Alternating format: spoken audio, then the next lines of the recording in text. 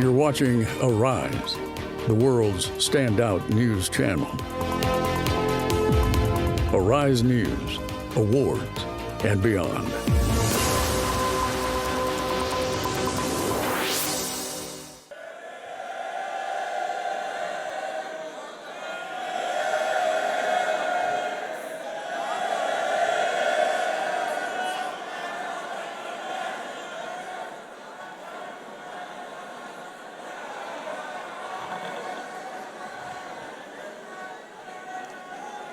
The NBA prayer. Almighty God, our Creator, we pray you to be with us in all our deliberations and to direct our endeavors so that we shall continue in all humility to glorify thy name and do that which is right and just for our profession, its members, our fellow men, and our country. Amen. Thank you. Please be seated.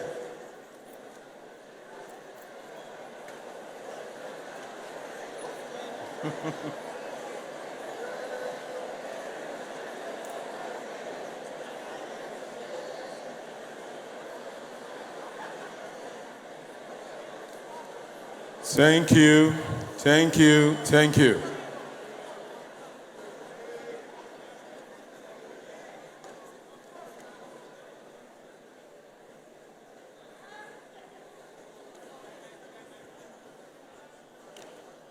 My name is Bright Sonari Otobo.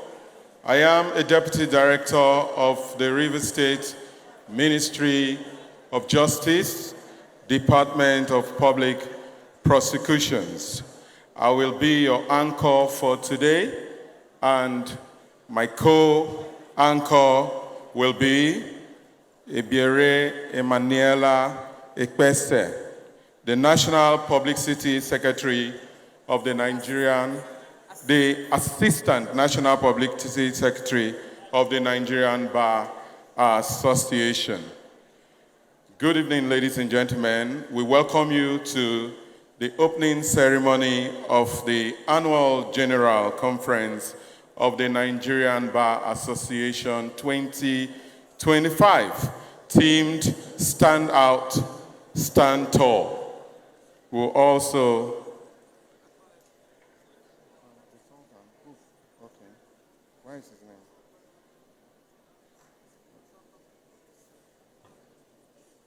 we acknowledge the arrival of the Sultan of Sokoto, His Eminence Saidu Abubakar III.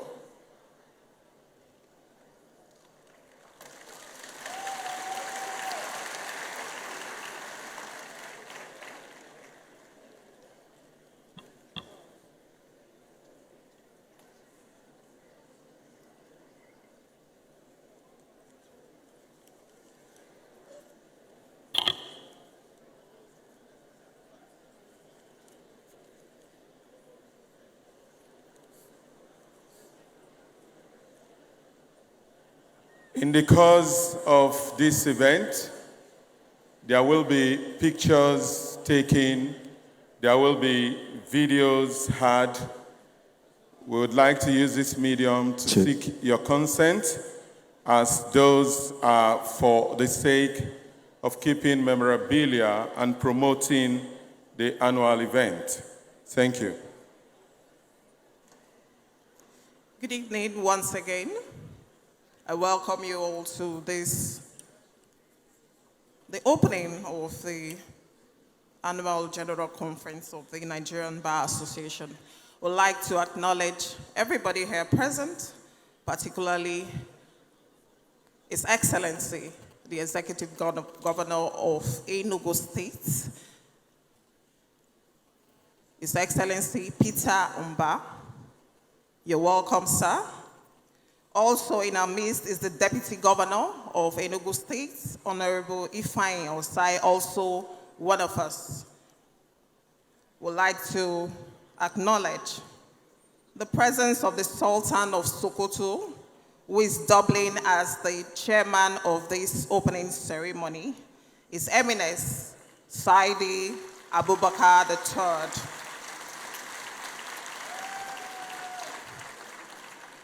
Ladies and gentlemen, also, please make welcome the keynote speaker, His Excellency, Comrade Julius Malema.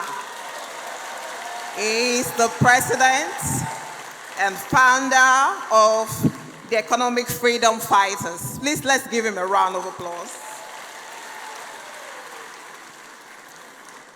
We'd like to welcome also the Chief Justice of Nigeria, the Honorable Justice Kudirat Kekere Eku, ably represented.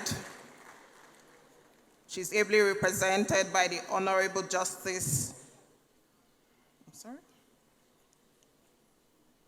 Okay, so she's ably represented, but we're yet to get the name. We would acknowledge when we get that information. We also like to welcome the President of the Court of Appeal, the Honorable Justice Monica Dongan Mensah, represented by the Honorable Justice Daniel Khalil from the Rivers State Judiciary. Can we make him welcome, please?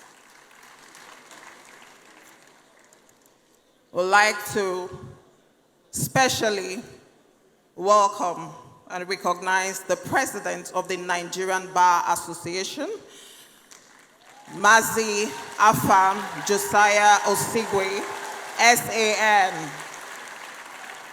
We also would like to acknowledge the presence of past presidents here, past general secretaries. Please, let's give them a round of applause as well. We'd like to acknowledge the presence of the justices of the various courts, the Supreme Court, the Court of Appeal, High Courts, everyone present. Can we make them welcome as well?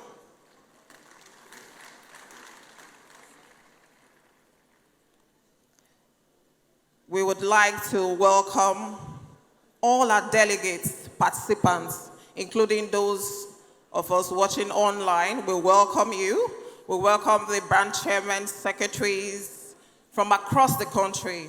Our international delegates, you're welcome to this opening ceremony. Please, can we give them a round of applause, please?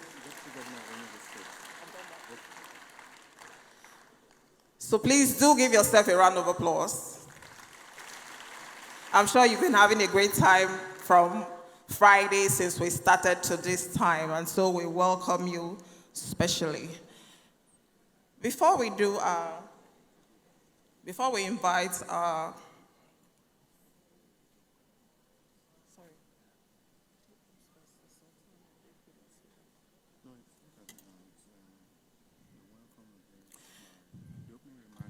Before we invite the Sultan of Sokoto, who is doubling as the chairman of the ceremony, we just want to inform Mr. Comrade Deji Adeyanju to please get ready to introduce the keynote speaker. And so, without further ado, we humbly welcome the Sultan of Sokoto for his opening remarks. Please make him welcome. Thank you.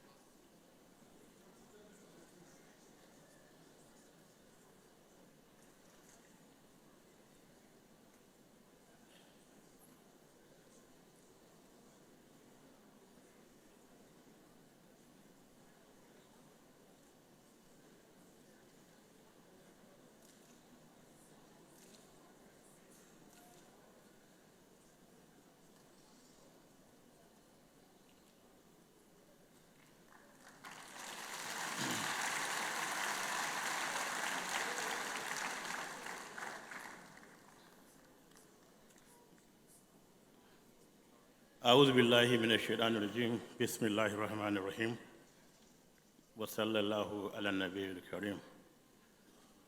Your Excellency, the very able and indefatigable Governor of Enugu State, the representatives of Chief Justice, President of the Court of Appeal, the President of this special assembly, because he is the only one called President here, this is your constituency, and you've dragged me into it today. Distinguished ladies and gentlemen, I greet you in the best form of greeting. Assalamu alaikum wa rahmatullahi wa barakatuhu.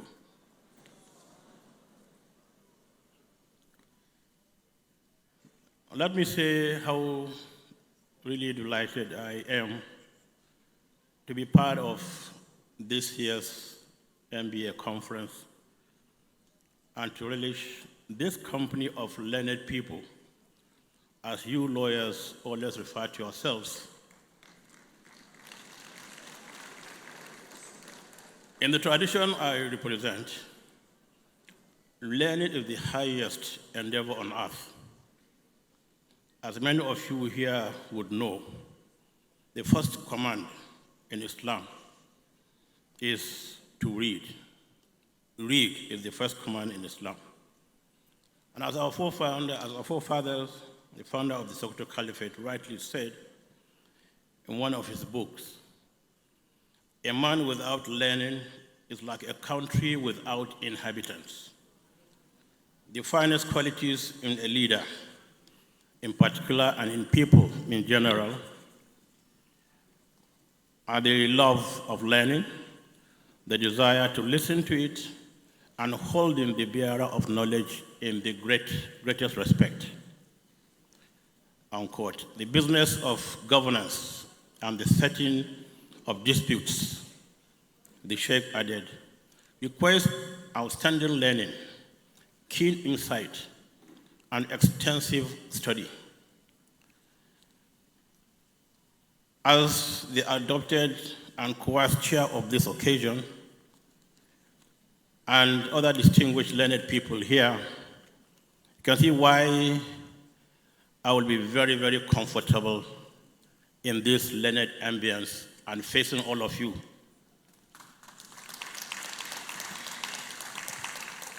The NBA Annual Conference is a very significant event in our society because it is the largest gathering of lawyers who shape the practice of law and ensure that the ultimate objectives of law are realized in society. Law, as you know more than I do, is crucial to society because it maintains social order by setting standards for behavior, promotes justice by protecting rights, enjoying duties, and providing a framework for resolving disputes, and facilitates economic and social progress by providing a productive environment for transactions and enabling social change through legislation. Without good law, societies risk descending into chaos, as there would be no established way to govern relationships, enforce rules, or ensure fairness and accountability. I understand that the theme for this year's conference is to stand out and stand tall. And when I say tall, no matter how short you are very tall.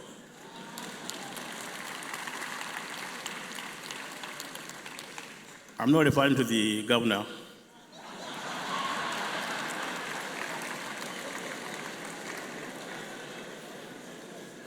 I would like to believe that by this theme, you wish to deliver on the expectations of society on your professional mandate. This is spot on. Today, justice is increasingly becoming purchasable commodity, and the poor are becoming victims of miscarriage of justice, while the rich commit all matters of crime and walk the streets scot-free.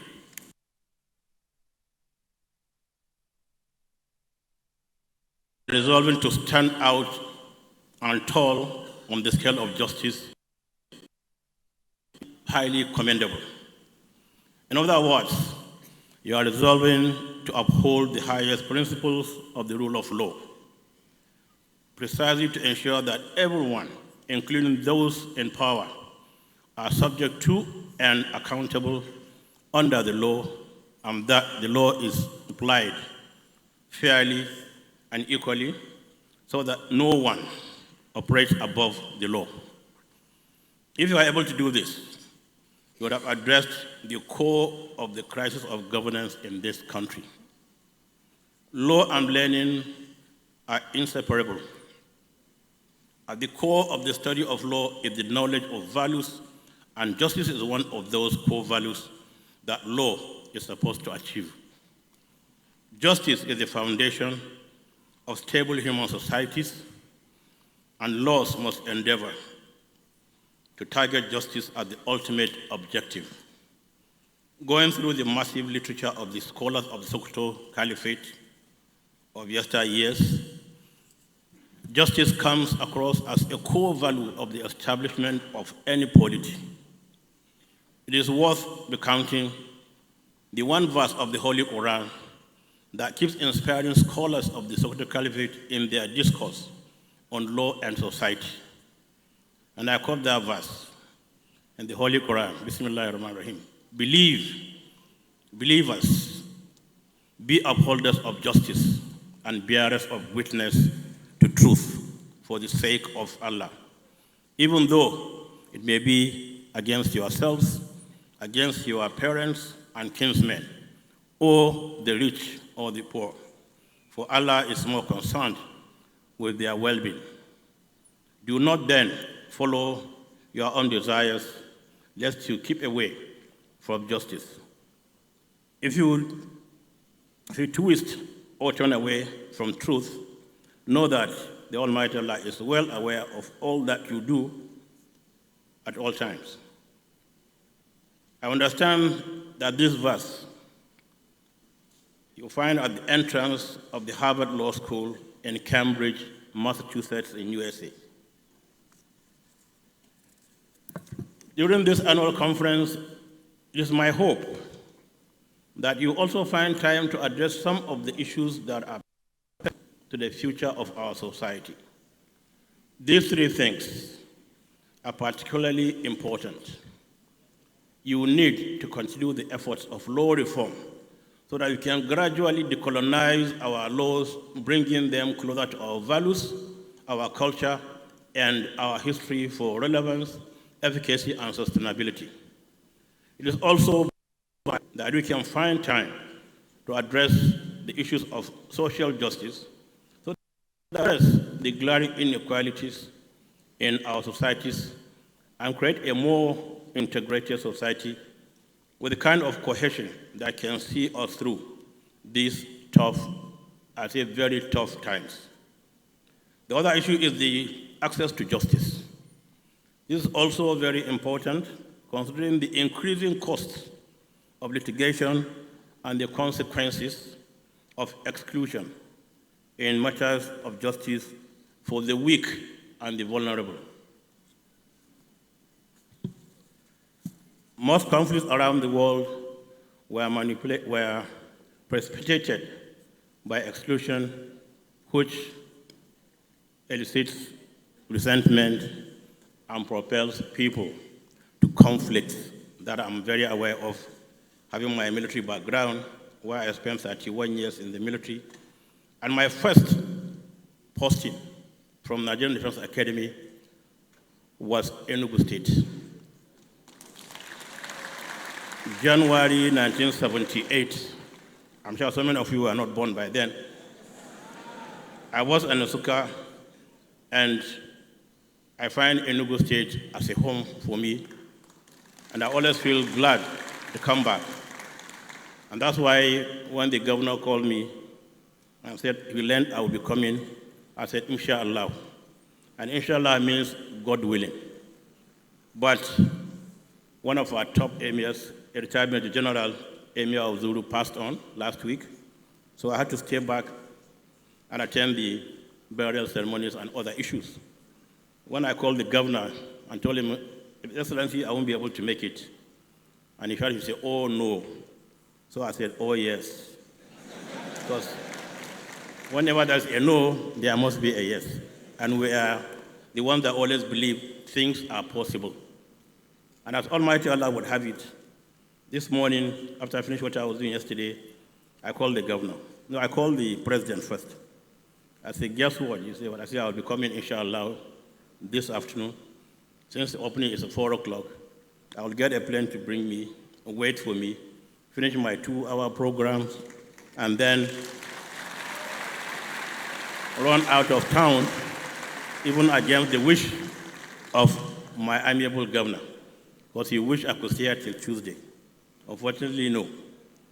So I'm happy to be back home, because this is home for me. And I believe we should all thank God for what the governor is doing, making Enugu a more habitable place for all of us.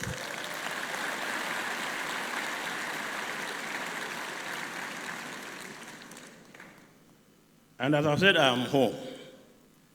And I remember some 5 years ago, I visited Enugu at the invitation of the then governor, Buruburu. And I had a very good time going around Nsukka, my own city where I started work. And definitely, I really felt accepted, welcomed, loved, and I felt I shouldn't even go back to Sokoto. That's the Nigeria we've had some 40, 50 years ago. We must bring that Nigeria back. And you are the ones. You are the ones here who will do that very hard work, because you are the ones who interpret laws in the courts and whatever. So I'm happy to be here. I thank Almighty Allah that I'm able to make it. And I thank all of you and thank the President who personally came to Sokoto to invite me. And I'm happy I have not disappointed you, and I have not also disappointed my own governor. So let me wish you a very engaging and fruitful conference. We look forward to reading the communique. We look forward to reading the communique. We look forward to reading the communique and implementing it. That's one of our big problems in Nigeria. We do not lack very good policies and whatever. What we lack is implementation. So you here must swear by the laws you all know about. We will whatever you come out with. And with this, I thank you for listening. I thank you for the invitation, Mr. President and the Governor, and I thank you for listening. Wassalamu alaikum wa rahmatullahi wa barakatuh.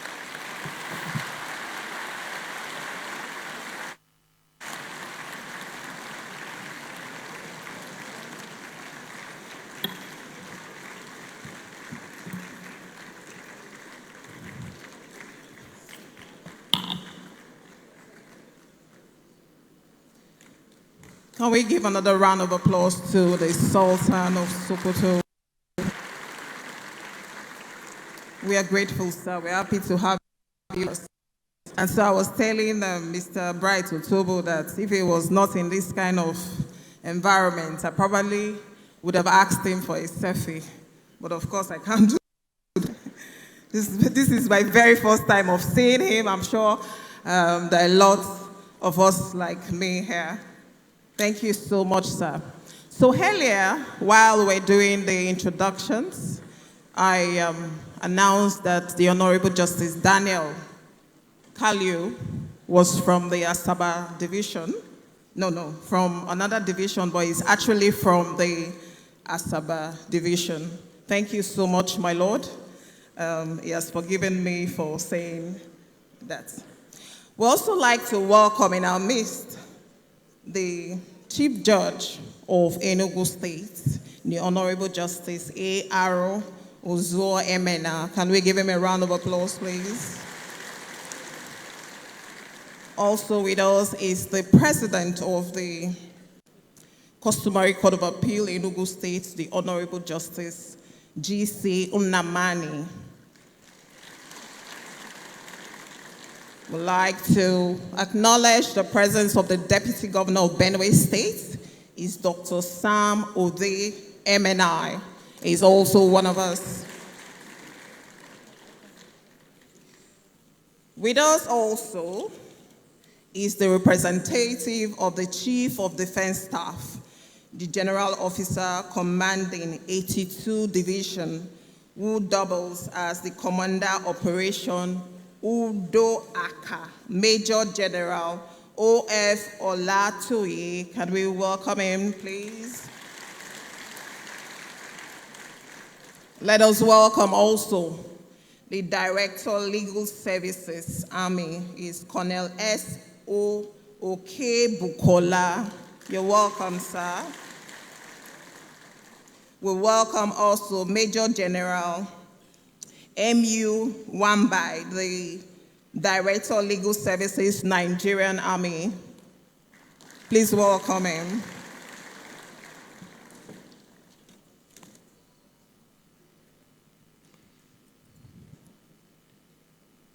We'd like to welcome, for the welcome address, the Chairman of the Nigerian Bar Association, Enugu Branch, VC Odo Esquire, for 2 minutes. 2 minutes.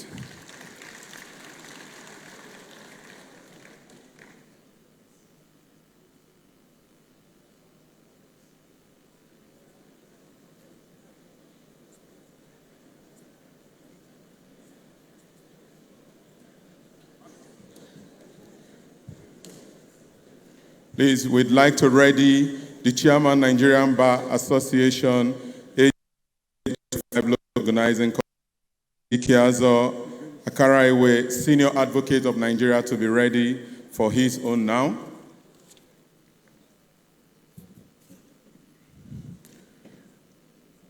Your Royal Highness, the Emir of Sokoto, the chairman of this occasion, the Sultan of Sokoto, sorry, my lord. The Sultan of Sokoto, I am so sorry, my lord. Your Excellency, the Governor of Enugu State, Dr. Peter Ndubi Simba, and his deputy, my brother Ifanye Osai, Mr. President of the Nigerian Bar Association, I and my lords here present, I pray Mr. Chairman to permit me to stand on existing protocol. There is hardly a better moment to be happy than this rare privilege to welcome the who is who in Nigeria, in the legal profession and the guests from the global community. This conference in Enugu tells an uncommon story of what disciplined, principled, wisdom, vision, strong, and knowledge-driven leadership can do. I pay glowing tribute to our indomitable President, Mazi Afamzo Osigwe, and the National Executive Committee for leading the bar in Nigeria with competence, selflessness, capacity, integrity, and honor. Mr. President's leadership has made members of the Nigerian Bar Association heroes of the rule of law and democracy in Nigeria. If it was business as usual, this conference would not hold in Enugu. In bringing the annual general conference to Enugu 22 years since the last one held in 2003, the leadership of the bar and the annual general conference planning committee wrote, and I quote, consequently, and in alignment with the overwhelming position of NEC and the broader AGC, that is the broader membership, we are compelled to relocate the 2025 annual general conference to a state where constitutional democracy remains intact, end of quote.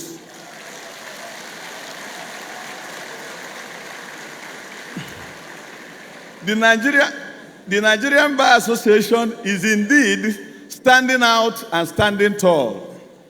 No less worthy of praise is our pace-setting governor, His Excellency Dr. Peter Ndubuisi, who has not only made it possible for democracy and the rule of law to flourish in Enugu State, but has made Enugu the conference capital of Nigeria.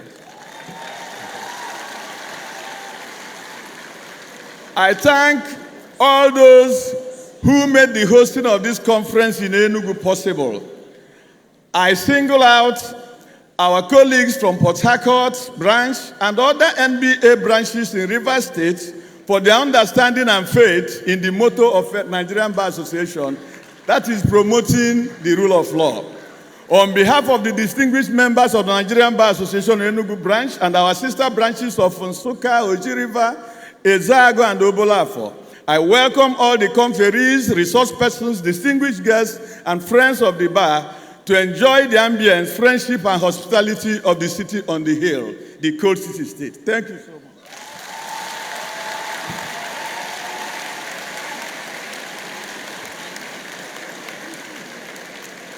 Quickly, we'd like to welcome the Chairman, Nigerian Bar Association 2025 Local Organizing Committee, Ikeazo Akarewe, Senior Advocate of Nigeria, for his welcome address. 3 minutes.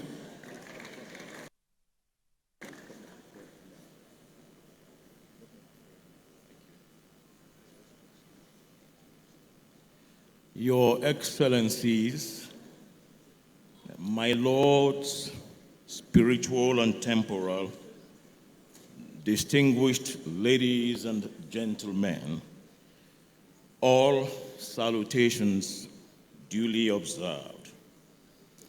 This conference was originally slated for Port Harcourt. As at September last year, it was known that the conference would be hosted in Port Harcourt. However, it was shifted to Enugu in April this year. Between April and now is 4 months. In 4 months, we have done what others usually do in 12 months. We thank our governor, Mr. Mba, who more or less built this international conference center within 1 year and 8 months of his becoming the governor.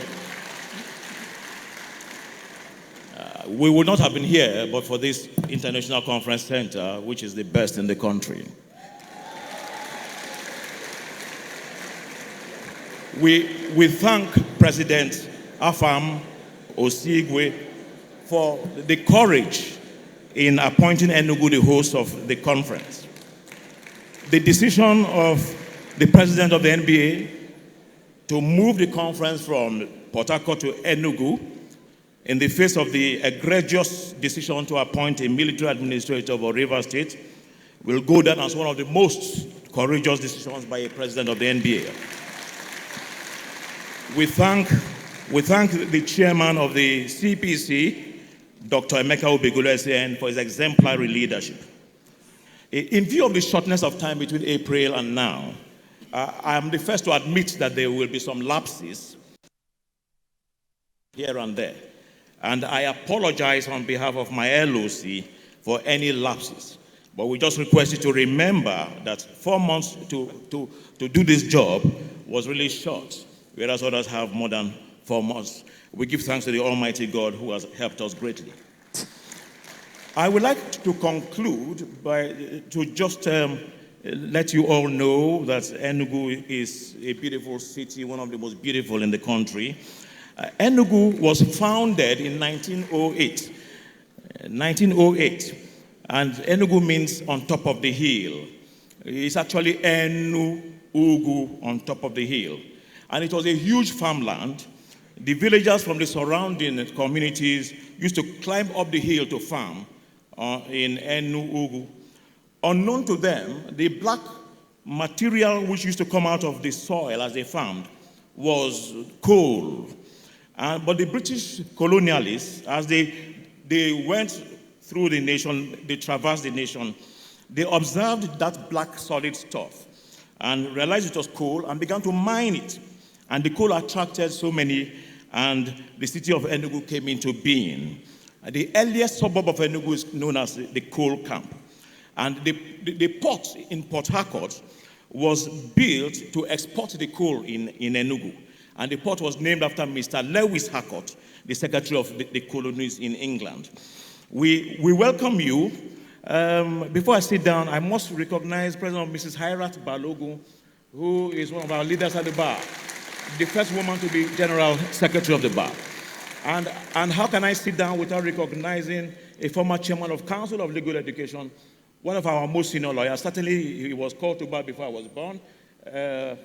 J.H.C. Okolo, S.A.N. He turned 90 2 days ago. It was 92 days ago. You're welcome, sir. And whenever I go to Ghana, they welcome you with the word Akwaba, which means welcome. In the southeast, we welcome with the word no. May I just request you turn to your neighbor on the right, on the left, and say no to your neighbor. No. No, I'm telling you. No. And in Enugu, we also have in the dialect here, Deje no.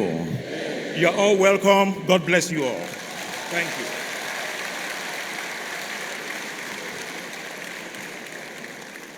Quickly, we'd like for the welcome address, the chairman, the Annual General Conference Planning Committee, Chief Emeka Ebekelu, Senior Advocate of Nigeria.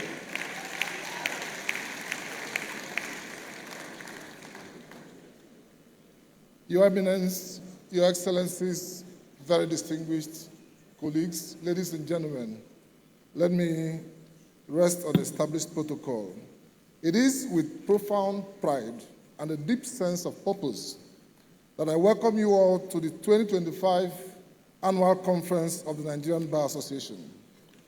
On behalf of the Planning Committee, I welcome to every one of you leaders, statesmen, legal luminaries, scholars, and visionaries who have traveled to my city, the coast city, to join the legal profession in Nigeria for our annual General Conference, and in doing so, you have embraced the transformative call of our theme to stand out and to stand tall.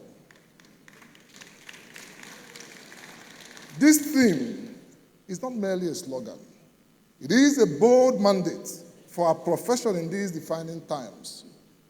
This theme is a powerful summons for all of us in the legal profession to rise above challenges, distinguish ourselves through excellence, and uphold justice with unwavering courage. To stand out is to rise above the ordinary, to distinguish ourselves through ethics, innovation, expertise, and an unwavering commitment to justice. To stand tall is to embody resilience, integrity, and courage, holding firm to our principles even when the path is steep. As we gather here from August 22nd to 29th, the conference challenges us to redefine what it means to be legal professionals in a world that demands clarity, accountability, and transformative leadership. We are here to redefine the role of the law in shaping a just and equitable future, drawing inspirations from the leaders amongst us who embody what it means to stand out and to stand tall. Today, we are privileged to have a keynote speaker, Mr. Julius Malema.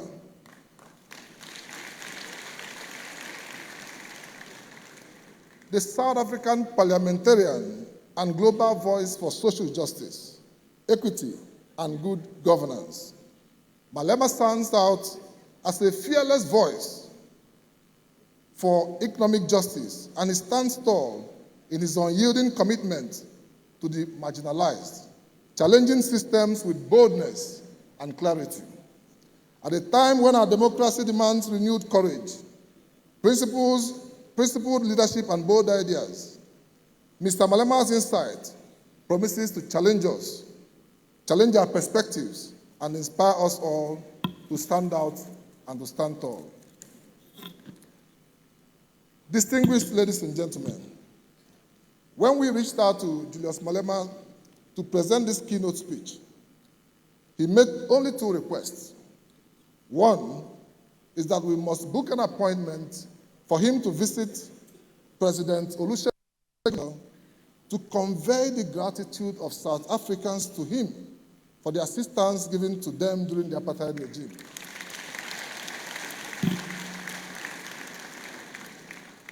He also made a second request that we should arrange for him to pay a visit to the family of late Ken Saro-Wiwa to enable him pay his last respects to the memory of Ken Saro-Wiwa.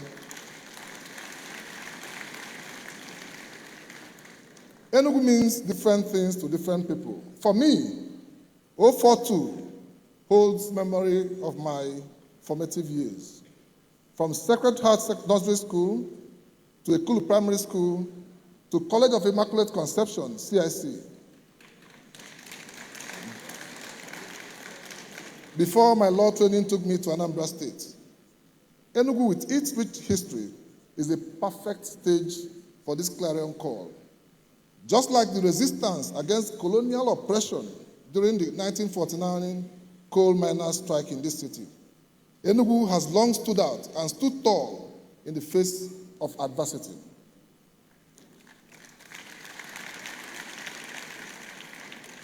As the capital of Eastern Nigeria, Eastern region, Enugu was a crucible for legal and political aspirations, shaping Nigeria's constitutional and judicial landscape.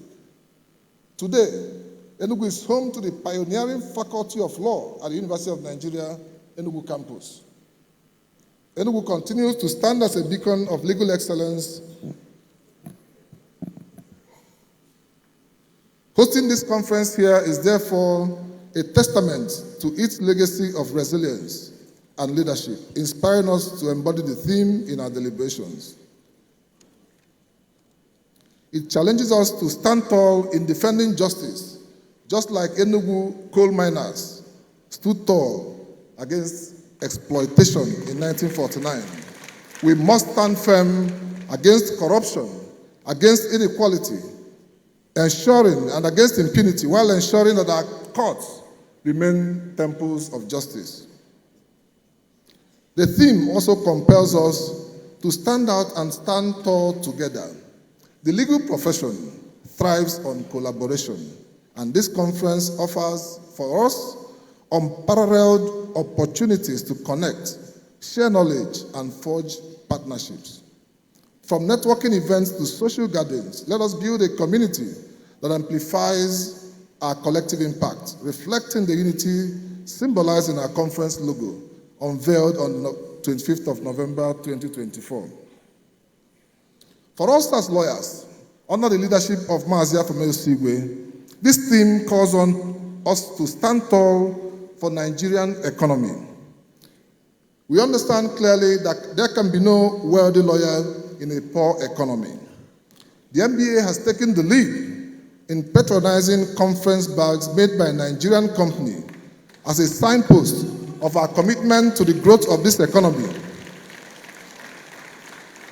And this is because we know that our prospective clients in a buoyant economy will have no difficulty complying and embracing with the Remuneration Order 2023. So as long as we ship our jobs outside Nigeria, outside Africa, as long as we export our foreign currency, we cannot have a buoyant economy. Over the next several days, we will engage in a carefully curated program of plenary sessions, technical workshops, and interactive sessions. These will explore not only pressing legal issues, from constitutional reforms and judicial independence, to emerging areas like artificial intelligence, climate law, but practical change practice in a rapidly changing world. We will interrogate the future of the profession, the role of lawyers in nation building, and the ethical compass that must guide our decisions and actions.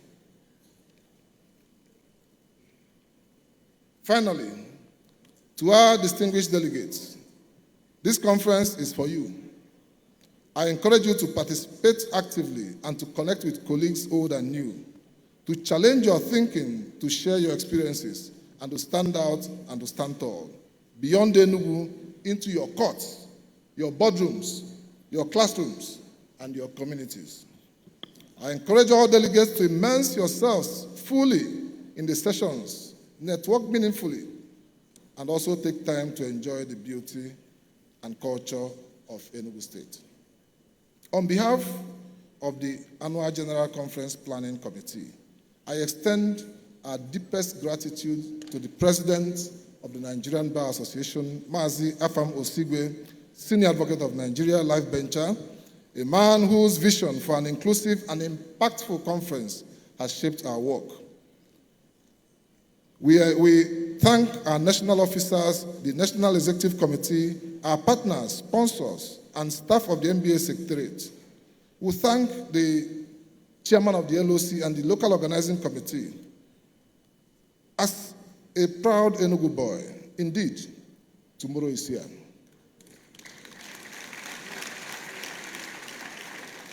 We thank the man who has demonstrated the power of transformative leadership. Governor Peter Mba planned and executed this conference with us. He set up an interministerial committee for the first time in MBA conference hosting. The governor set up an interministerial committee with mandate to support the seamless execution of the conference program with logistical support that are invaluable. Your Excellency, we are grateful. You did not support us because you're a lawyer. You supported us because you understand the economy of conferences, and that by supporting us, you are supporting your state. We encourage your vision, and we thank you for the support. Your Excellencies, distinguished ladies and gentlemen, on behalf of the Planning Committee for this conference, we offer our unreserved apology for any defects you might have observed in the plans leading to this conference. We are mere humans, but we appeal to you to find a place in your heart to understand that it took 4 months in a city that has never hosted conference for the past 23 years. What the team and the governor did is nothing short of miracle. I urge us to keep standing out and to keep standing tall. Thank you very much, and may God bless us.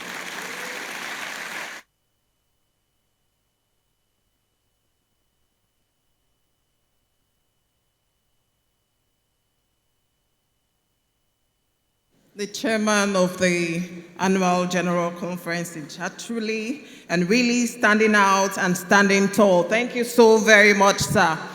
I'd like us to actually stand tall now. Ladies and gentlemen, please, with a standing ovation, I'd like to welcome the 32nd President of the Nigerian Bar Association, Mazi Afam Osigwe Josiah, which is his middle name, SAN, as he makes his remarks. Thank you, sir. Thank you so very much. Please sit. I would have loved to adopt the already established protocol because Mr. Julius Malema, our keynote speaker, has to leave here this evening in a short while because he has to catch a plane back to South Africa. But that would be unkind if I fail to recognize His Excellency, the Governor of Enugu State, Dr. Peter Ndubuisi, the Deputy Governor of Enugu State, and the Deputy Governor of Benue State, who are here, and the Sultan of Sokoto, Chairman of this occasion, Saad Abubakar III. If you're looking at him, you may be forgiven for not knowing that he retired as a general, brigadier general in the Nigerian Army. And Mr. Malema, I will acknowledge you some more when I present my address. And distinguished colleagues, please, everybody is special to us and you're duly recognized. But I'm also personally recognize the GOC 82nd Division, General Oti Olatoye, yes, who is also here in his personal capacity, as well as representative of the Chief of Defense Staff. All protocols are hereby duly adopted. I address you with great honor and joy at this opening ceremony of the Nigerian Bar Association Annual General Conference, here in the historic and lively city of Enugu. Enugu is fondly referred to as a coal city. It is a treasure trove of history, culture, and natural beauty. It is a city built on hills and surrounded by crouching hills. Breathtaking waterfall, intriguing caves, scenic beauty, and some of the best local eateries for serving okpa, abacha, achicha, fio, and many other local delicacies. Of course, not to be forgotten are the Udi, Enugu Ezike, and Egbe Etiti palm wines.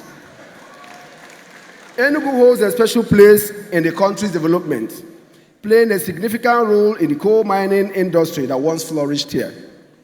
The city's legacy of resilience and transformation inspires us as we gather under the theme of this conference, Stand Out, Stand Tall. The city is known for standing out and standing tall. On the 18th day of November 1949, the city witnessed the Colliery Massacre, also known as the Eva Valley shooting. On that day, a British superintendent of police, F.S. Phillip, who I'm sure may go down in the Hall of Infamy, commanding several British and Nigerian police officers, ordered the shooting of unarmed and protesting coal miners at Eva Valley Coal Mine, who were on strike.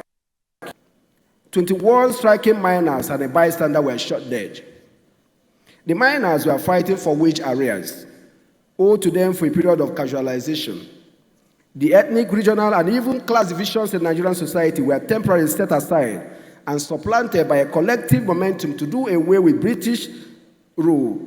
The shooting fueled sentiments among many Nigerians, and especially among Eastern Nigerian groups, who used the shooting to fuel their cause for independence and to push the British imperial administration out of Nigeria. According to Ndukeze, and I quote, the radicals and the moderates, the revolutionaries and the stooges, the bourgeoisies and the workers sang their differences, remembered the word Nigeria, and rose in revolt against evil and inhumanity. The Eva Valley coal miners made tough choices to redefine themselves, enduring challenges to emerge stronger. The theme is more than a slogan. It is a charge to stand out, to be visible, not for show, but for service, excellence, resilience, dedication, focus, perseverance, and service to prosper.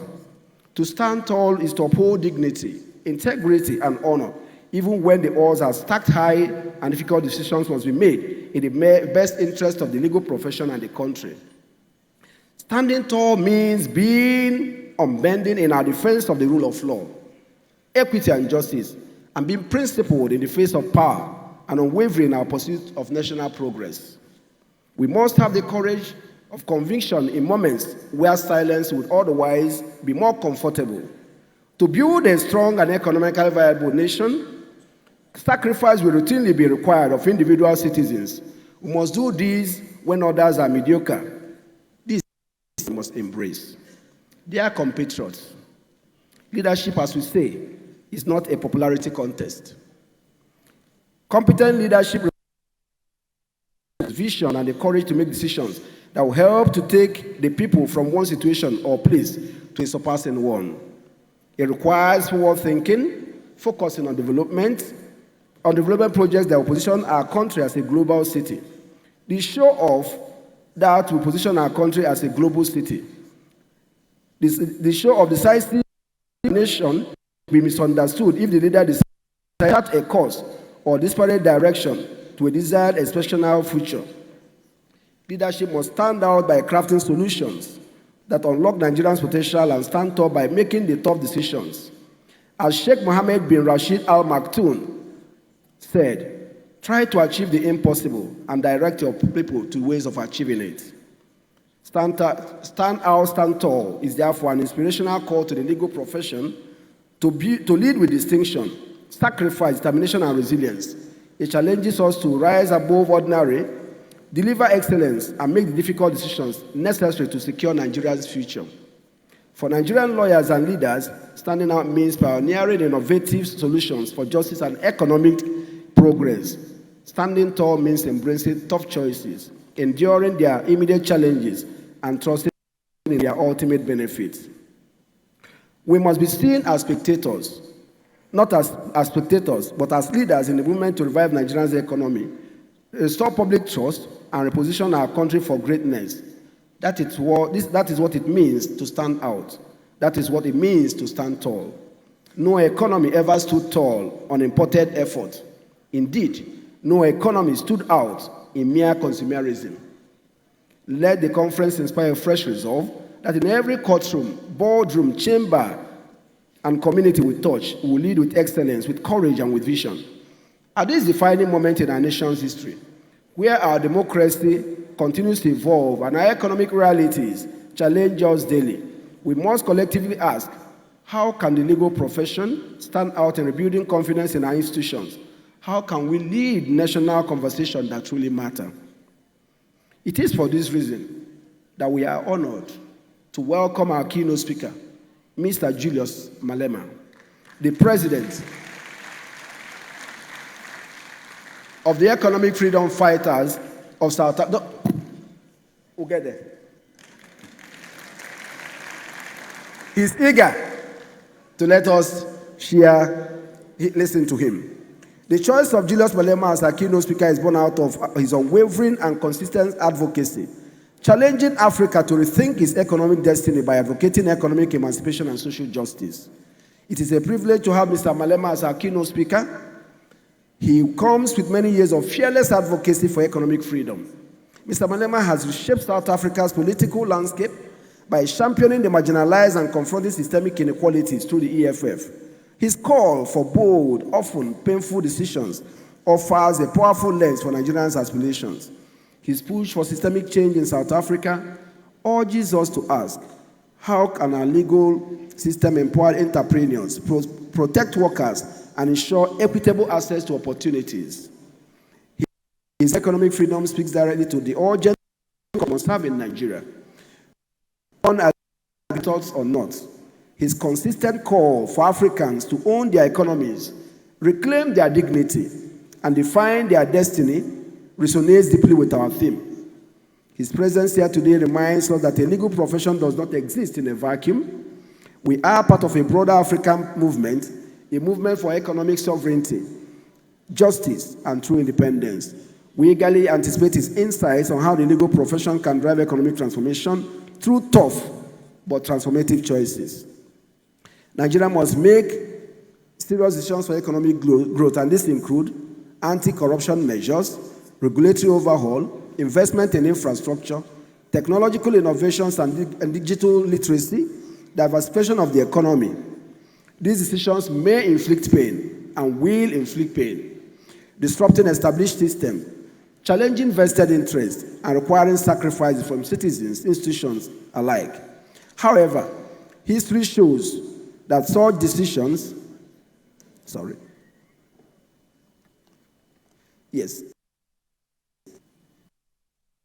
that such pain is often the precursor to progress.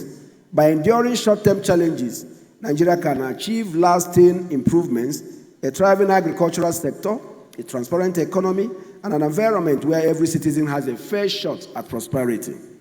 The NBA, as a conscience of the legal profession, must also make tough choices to lead Nigerian transformation by reforming legal education, expanding access to justice, advocating for judicial independence, embracing legal technology, to mention a few. These choices may not be easy. They may restrain resources, spark internal debates, or challenge long-standing practices. But by standing tall through these difficulties, the NBA can lead the legal profession to new heights, ensuring that we are not just practitioners, but catalysts for Nigerians' growth and development. The NBA has a storied legacy of defending human rights and judicial independence. I particularly, therefore, in ending my address, acknowledge the support and presence of our host governor, Governor Peter Ndubuisi Mba, who did everything possible to make sure that today has become the reality it is.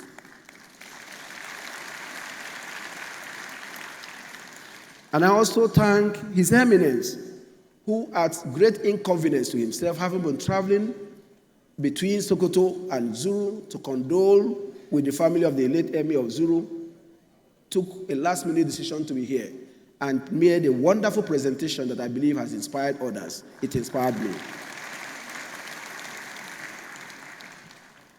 Your Eminence, we're very grateful. And numerous other dignitaries who have made this day the beautiful day has become. We can't thank you enough. I once more warmly thank our distinguished keynote speaker, whose bold decision for economic justice and African unity will help set the tone for conversation on how we confront Nigerians' economic challenges. I extend my heartfelt gratitude to the NBA Annual General Conference Planning Committee, the leadership of the NBA Enugu branch, the local organizing committee, and all the other branches in Enugu State. Your dedication has created a platform for us to reflect, inspire, and act. Over the next few days, we engage with thought leaders from law, governance, economics, technology, and civil society, and encourage us to participate. Let this city inspire us to embrace the difficult decisions like the Eva Valley coal miners, that we unlock Nigerians' economic potential and strengthen our profession, knowing that the pain of today will yield the prosperity of tomorrow. May our deliberations be bold, our resolutions transformative, and our commitment to justice unwavering. I welcome you all once again to the 2025 Annual General Conference of the Nigerian Bar Association.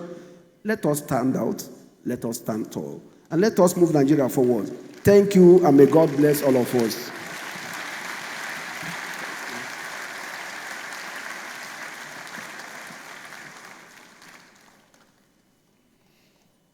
Please, another round of applause for that.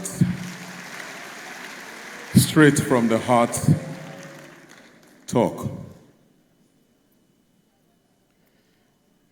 We're winding to a close, and we'll have two speakers before we invite His Excellency, the Executive Governor of Enugu State, to open officially this event.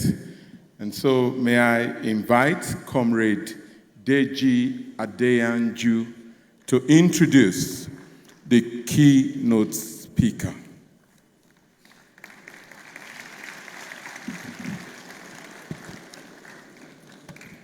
Good afternoon, everyone. First, let me appreciate His Excellence for making out time to join us here today, and also the Executive Governor of Enugu State and leaders in the profession, all protocols duly observed.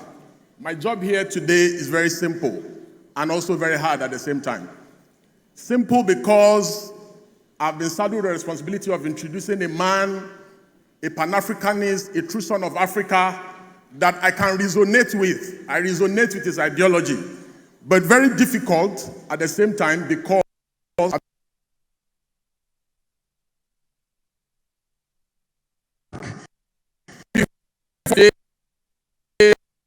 a man, son of Africa, Pan-Africanist, a shining light of resistance, whose exploits at promoting transparency, constitutionalism, accountability, and rule of law are too numerous to mention. He continues to fight against inequality, corruption, oppression in South Africa. His loud voice of reason continues to echo across the continent. He continually agitates for South Africans to see Africans as their brothers and not their enemies. He is a powerful voice, not only in South Africa, but on the continent and globally.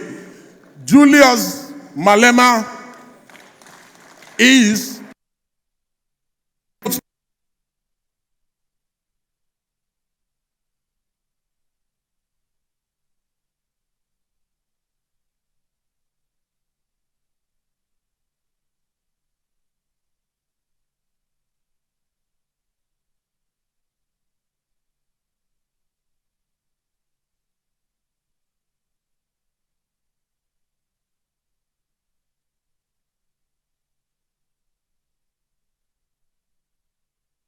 and the continent has come at great cost.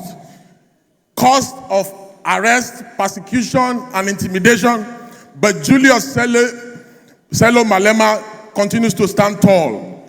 Join me as I welcome this true son of Africa, this Pan-Africanist, and a man for all seasons, Julius Malema.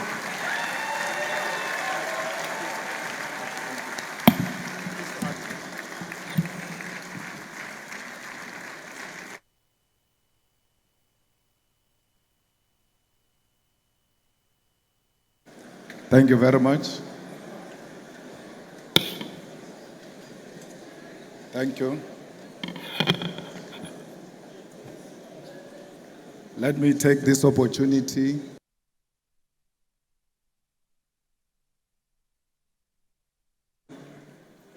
to greet the Sultan of Sokoto.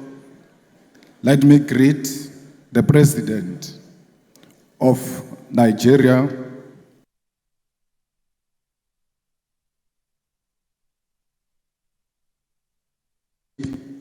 and we are happy that we are home here in Nigeria.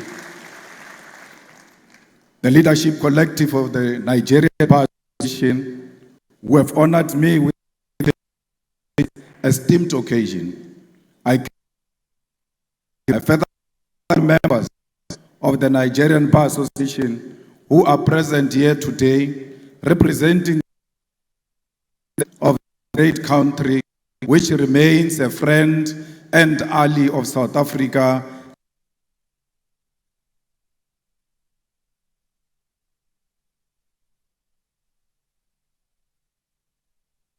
General Conference, and by extension, that you saw it necessary to invite the EFF to give this keynote address.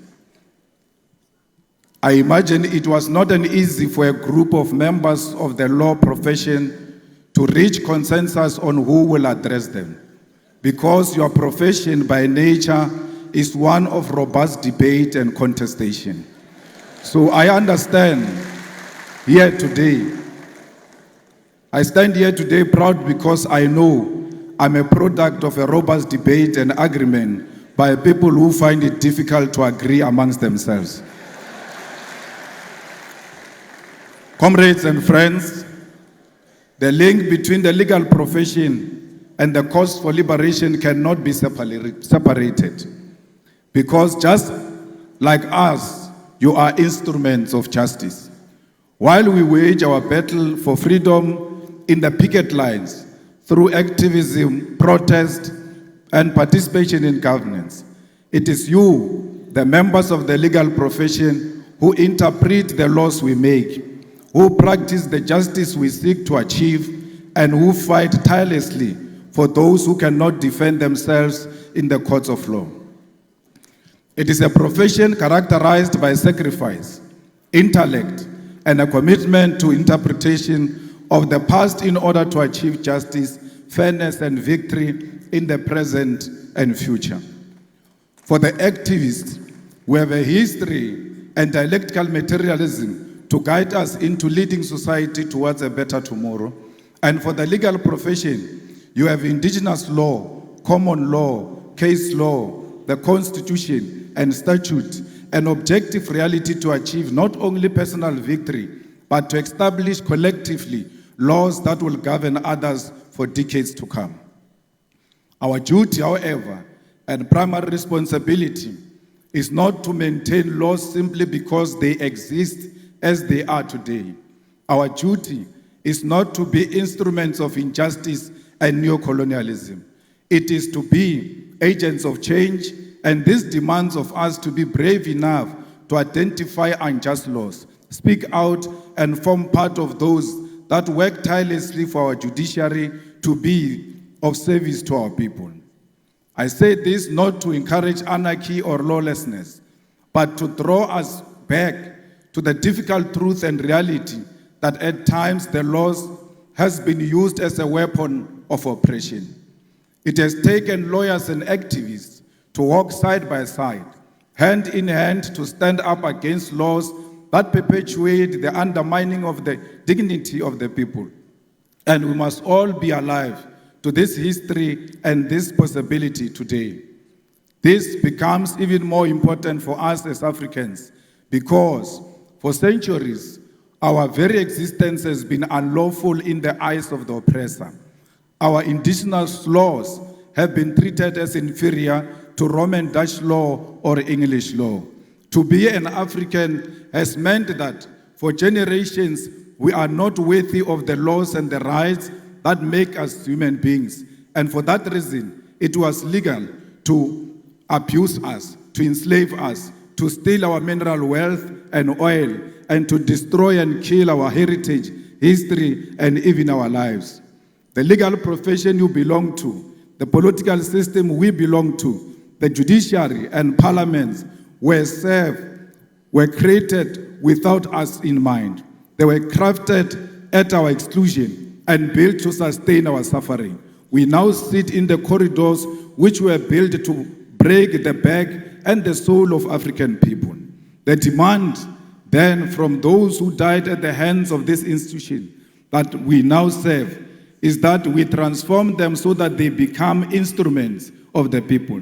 The demand from history is that we make being an African legal practitioner, that we make being African politician and activist and African in general something to be proud of, and that we make being an African a sign of life and prosperity.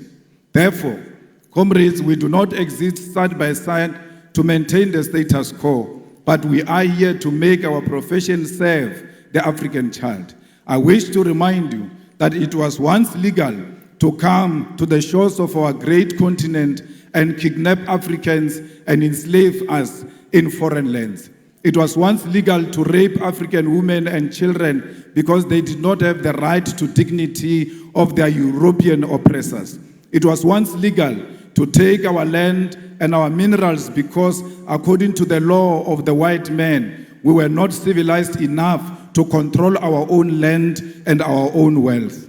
In South Africa, freedom, our oppression, our resistance, all had law at the center of it. Under apartheid, it was legal to restrict the movement of Africans to labor reserves called townships and to teach us inferior education so that we could only be servants of white masters. All of those problems were legal, and it took brave men and women to say that if the oppression of Africans is lawful, then such a law is unjust and must be opposed.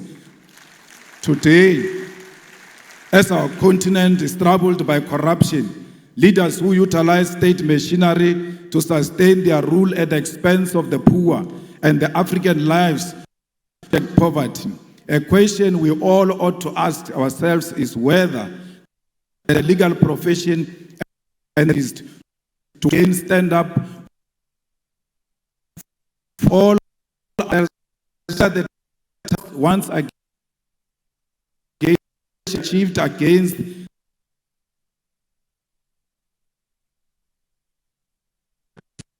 not begin by reimagining our law better. We must therefore reach into this of resistance and solidarity which is shared by our two nations in order to achieve the goal of restoring the humanity of Africa and their people. Brothers and sisters, what the EFF stands for. We are an organization that was formed in 2018 purely out of the demands of the people of South Africa.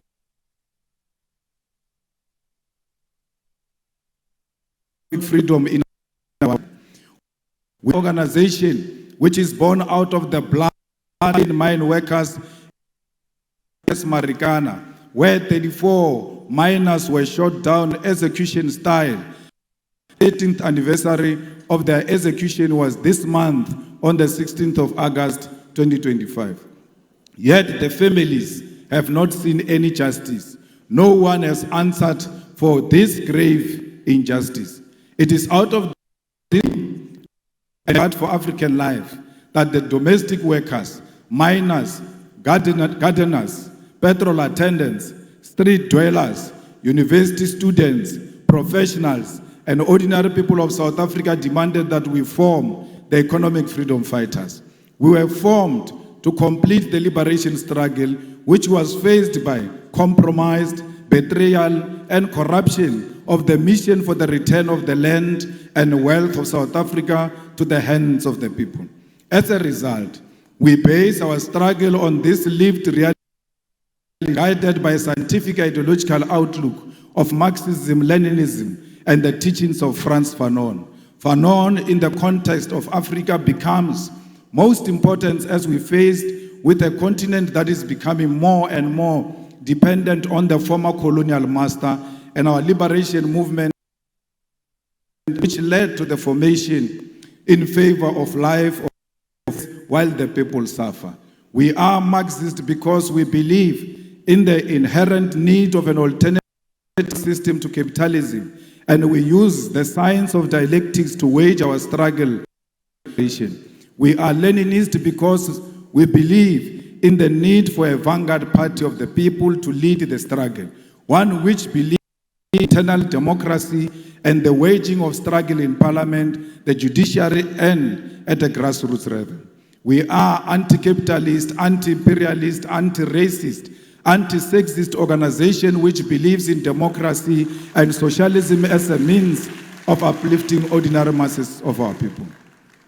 At the foundation of the EFF are what we refer to as the 7 non-negotiable cardinal pillars, which are expropriation of South Africa's land without compensation for equal redistribution in use, nationalization of mines, banks, and other strategic sectors of the economy without compensation, building state and government capacity, which will lead to abolishment of tenders, free decolonized education, healthcare, houses, and sanitation, massive protected industrial development to create millions of sustainable jobs, including introduction of minimum wages in order to close the wage gap between the rich and the poor, massive development of African economy, and advocating for a move from reconciliation in the entire continent.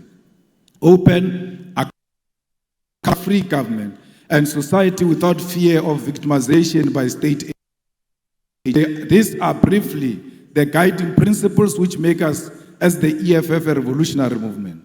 Compatriots, the need to do away with injustice of the past demand that we create laws for the future, because independence does not automatically mean that infrastructure of our legal system itself becomes independent. Our duty as lawmakers, as practitioners post-independence, demands of us to scrutinize existing laws and where necessary make amendments or even introduce new laws to liberate our people from the parasitic oppression that they are exposed to. The EFF, which has been in Parliament of South Africa since 2014, is engaged in this practice, and we have been able to implement our vision, mission, and identity into our approach to governance and lawmaking. A few examples of how we have interpreted what needs to change at the level of governance and legislation in South Africa to enhance the cause for liberation is to the introductions of the bills that we have put before the Reserve Bank bill, which seeks to place full control of policy in the hands of the state. Further to this bill introduced by the EFF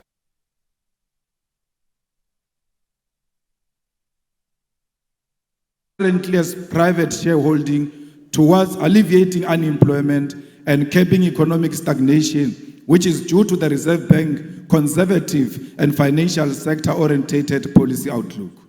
The Public Finance Management Amendment Bill will in South Africa deal with a problem facing the whole continent, and that is the unregulated borrowing of the money by our government. This bill, which have introduced, which were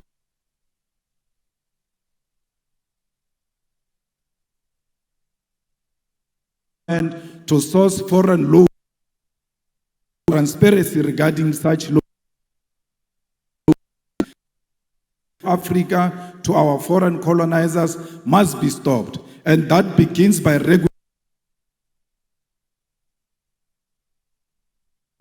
because they will not be there when the colonizers come to collect.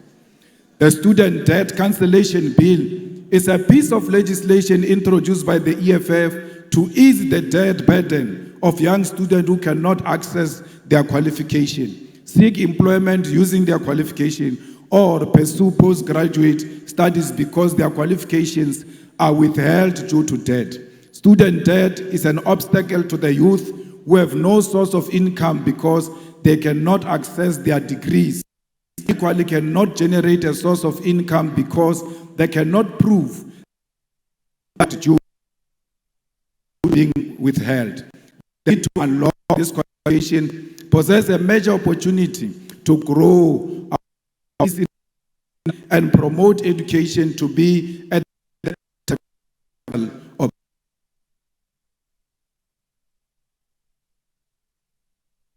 labor competency firms which are draining the public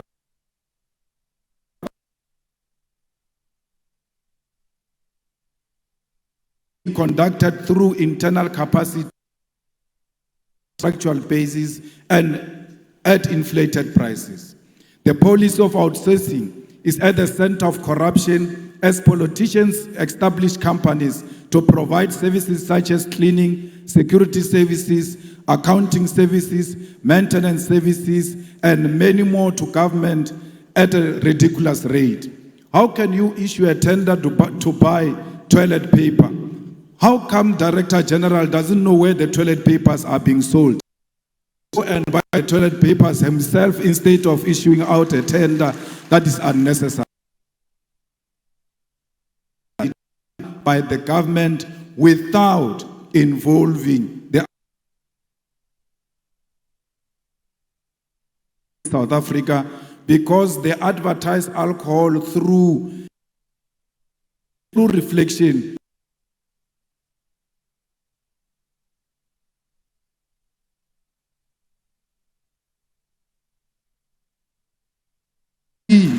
that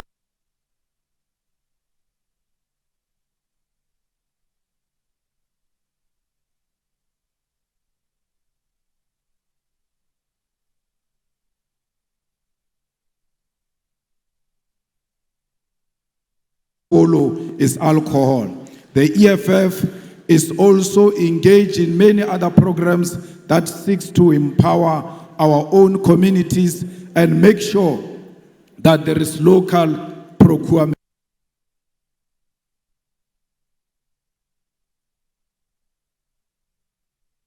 In Lagos, they must buy where they are to promote local economy and to promote their own economic growth.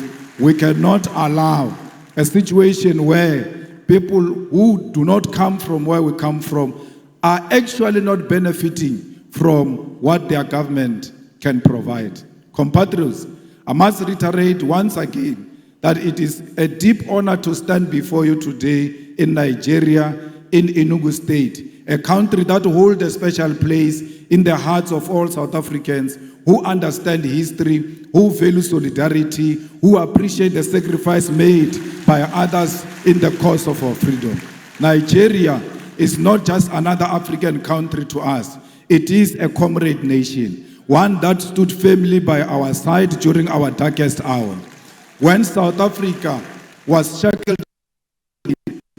when people were murdered,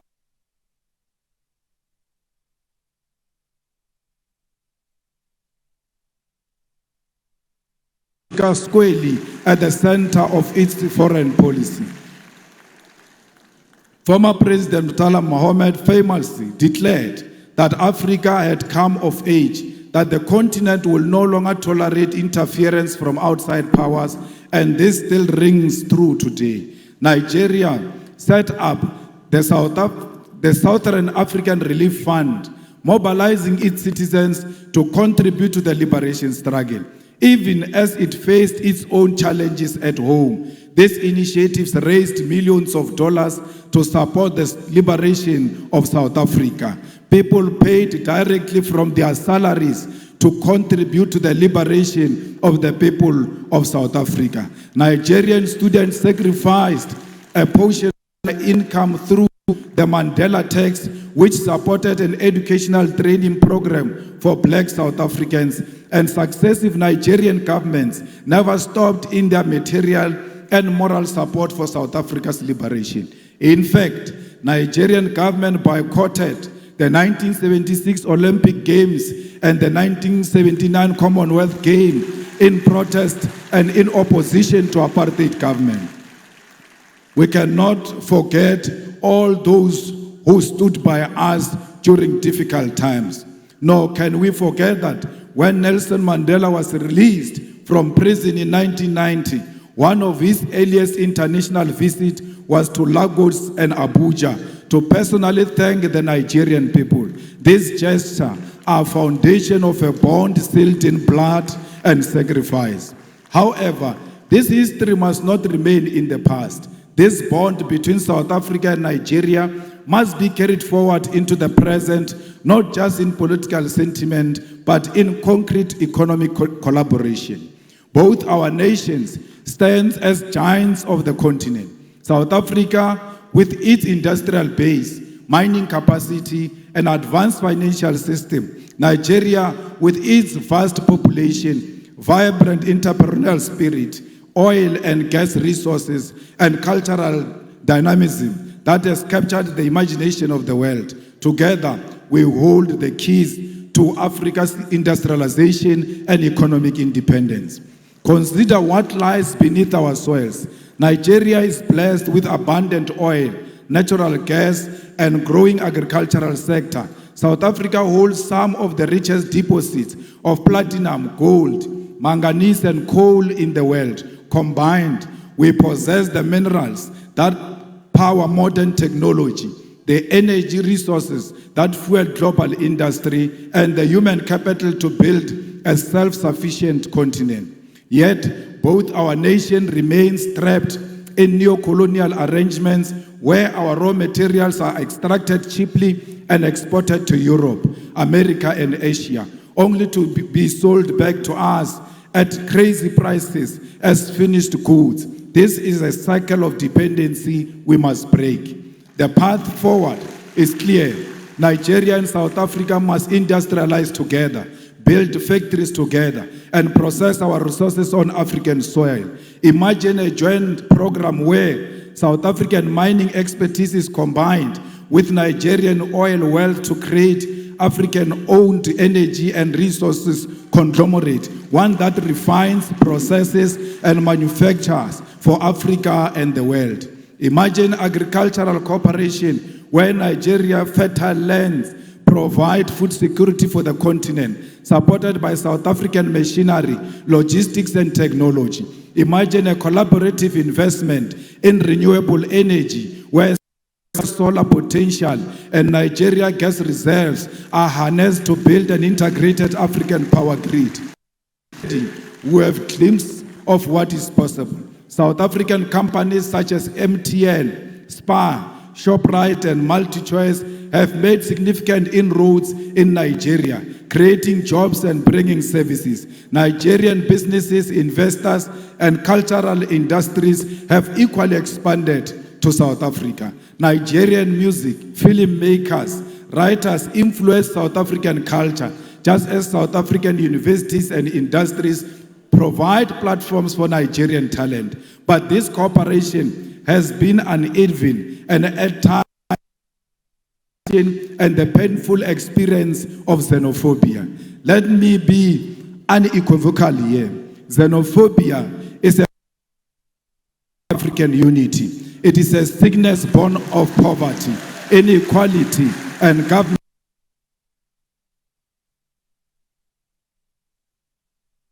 Nigerians, Zimbabweans, Congolese, which remains in the hands of white minority and multinational corporations,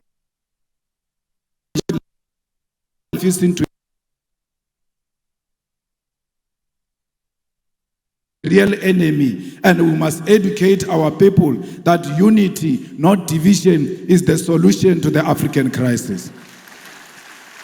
If we want to end one-way migration, where Nigerians are forced to leave home in search of opportunity in South Africa. We must integrate our economies. Young Nigerian engineers, Johannesburg, Gaborone, Windhoek, Harare, Cairo, and Accra, not as foreigners, but as Africans contributing to Africa. South African entrepreneurs should be able to set up in Lagos without suspicion, but with support as partner in the shared future. We must harmonize trade policies, align visa regimes, and build continental infrastructure that connects our people. We actually do not need a visa. We don't need a visa between South Africa and Nigeria. In the same way, we don't need a visa for our people to travel in their own continent. We are one. Both South Africa and Nigeria know the pain of colonialism. Both have faced internal divisions. Both have endured the pressures of global imperialism, exploit and control us. Both know that the only path forward is Pan-African solidarity. We must reject the illusion that our salvation will come from Washington, London, Brussels, Beijing. Our salvation lies here in Lagos and Johannesburg, in Abuja and Pretoria, in the hands of Africans who refuse to be divided. Together, Nigeria and South Africa can lead African continent free trade area not as a paper agreement, but as a living reality that changes the lives of ordinary people. Together, we can demand fair trade, protect our industries, and invest in education, technology, innovation. Together, we can prove that Africa is not a begging bowl, but a continent of giants. We must prove to the whole world that we are not xenophobic, we love one another.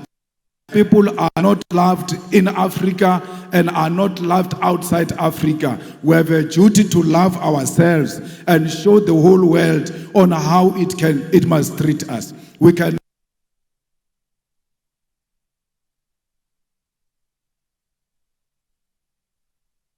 and your own sister, it's how you teach others outside how they must treat you. The unity of the continent is paramount, and we must never allow a xenophobic agenda that perpetuates the divisions in South Africa. Solidarity is what we need for each other. My comrades, as I close, I want to state that as Africans, our fight has never been confined to the borders. From the very beginning, the struggle of South Africa against apartheid, we knew that suffering of one oppressed people anywhere in the world is the suffering of all oppressed people everywhere. It spirit that during its liberation struggle was embraced by Nigeria and other African nations, who declared that apartheid was not simply a South African problem, but an African and global crime.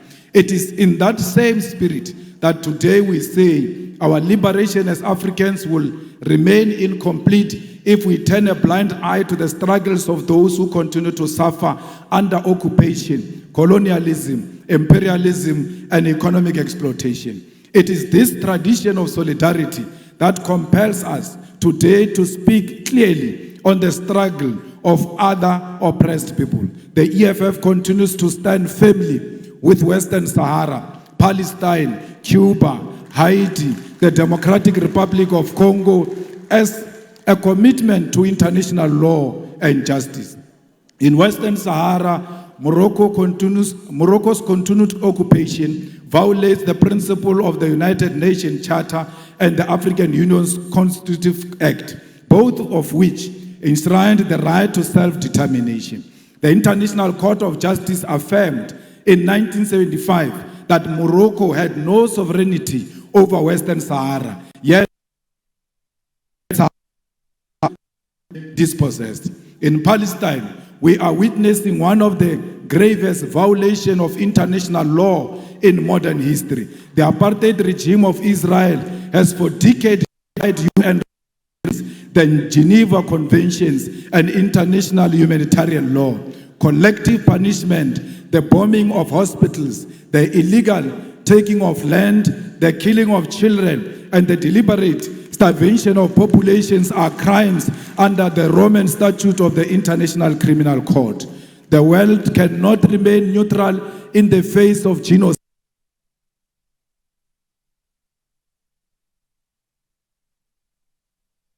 Must be the international community recognize and against genocide.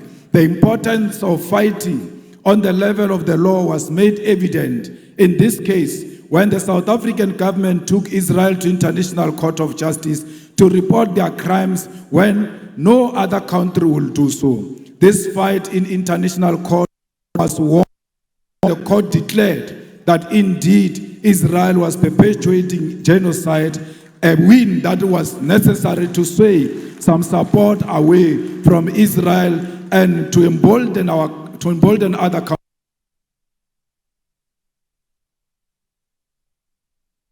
International Criminal Court to issue a warrant of arrest for the Israeli Prime Minister Benjamin Netanyahu and his Minister of Defense for war crimes.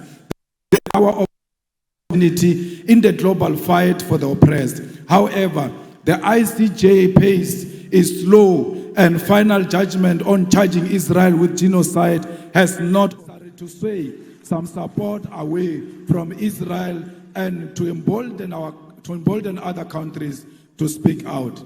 This fight also led to the International Criminal Court to issue a warrant of arrest for the Israeli Prime Minister Benjamin Netanyahu and his Minister of Defense for war crimes.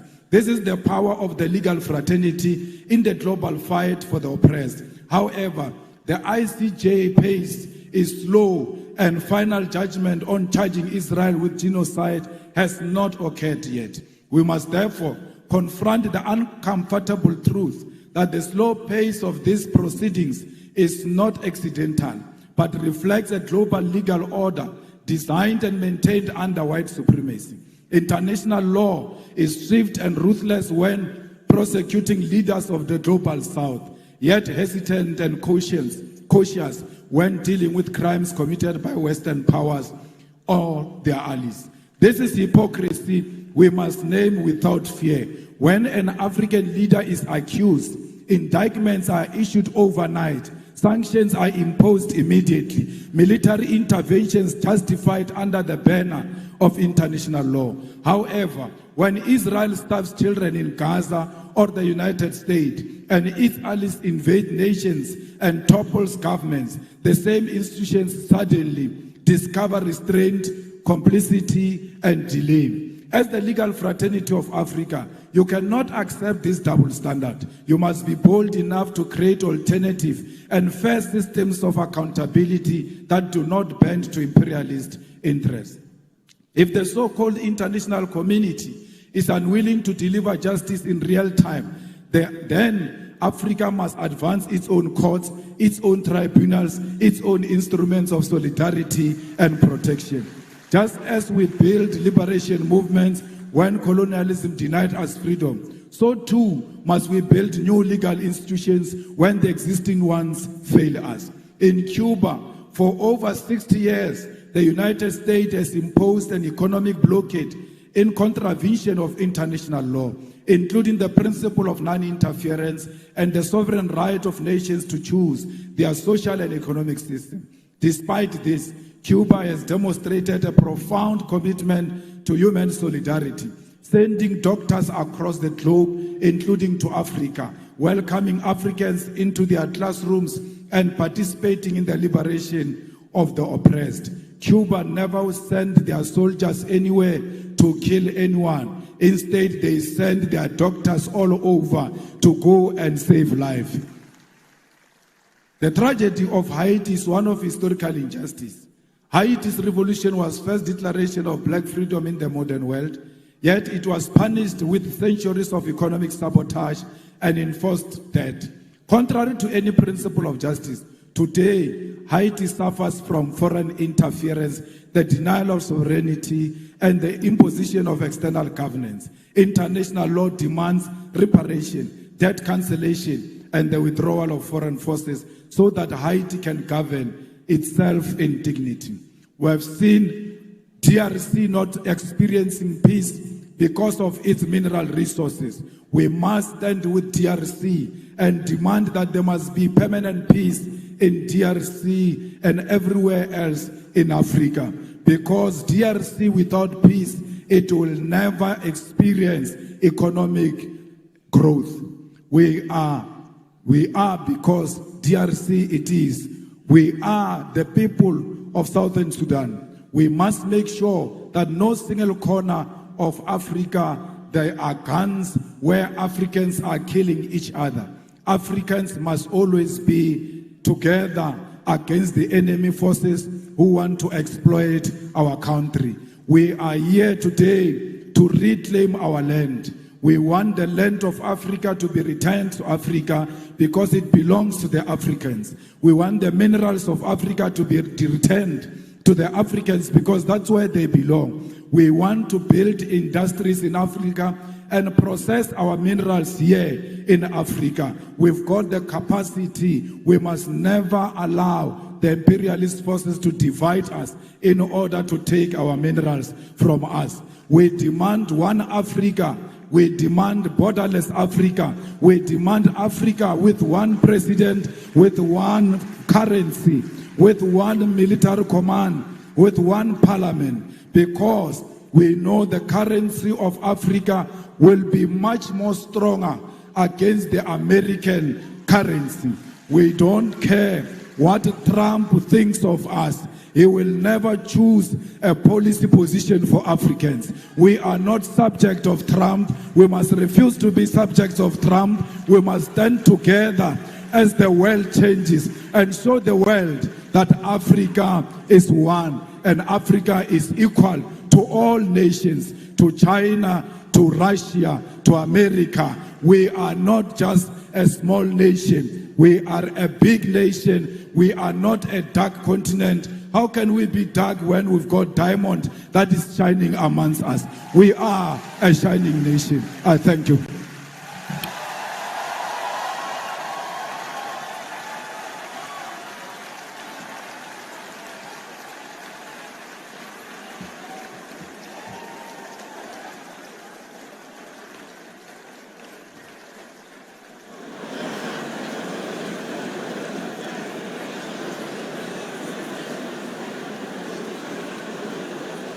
Please, another round of applause.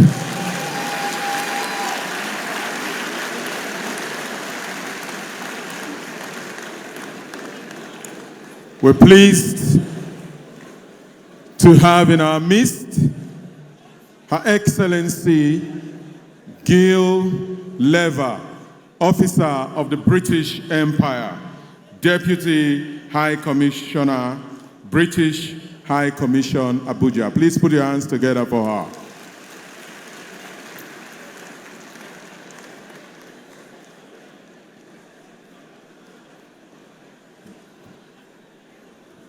Ladies and gentlemen, please can you give him another round of applause? Awesome. Thank you, Comrade Deji, for that very powerful introduction. I now have the honor and privilege to announce our next speaker. Ladies and gentlemen, please, with a standing ovation, let us make welcome our host, the Executive Governor of Enugu State, Mr. Peter Umba.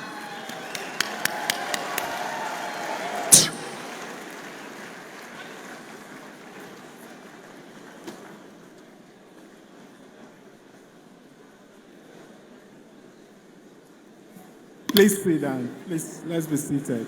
Thank you.